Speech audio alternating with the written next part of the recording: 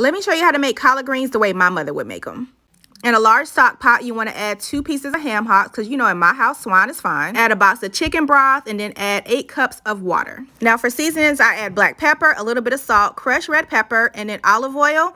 And then let it cook down until the meat is tender. Man, there were so many days I would watch my mama pick her collard greens. She would slap it on the back of her hand just like that and then remove the stem as you see me doing here.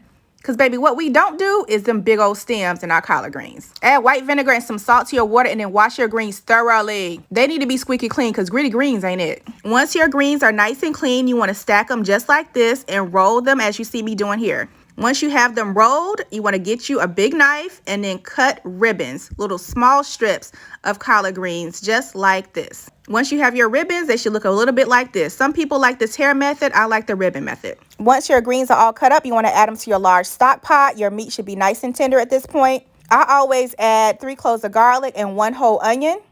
And once my greens cook down and nice and tender, I remove the onion and then I also remove the garlic. Some people add sauteed onions and garlic. I just don't do that. It's not my way. Now, baby, your greens are done. They're nice and tender. You can stop here, and most people do. But, baby, my mama, my aunts, and everybody I know from Eastern North Carolina, they chop their greens. Once you get your greens in a bowl, you want to get a saucer and get all of the liquid out. Don't worry, we're not going to waste that pot liquor. Now you want to chop to the gods. Chop, chop, chop, chop, chop some more until your greens are nice and fine, just like that. That's the Eastern North Carolina way.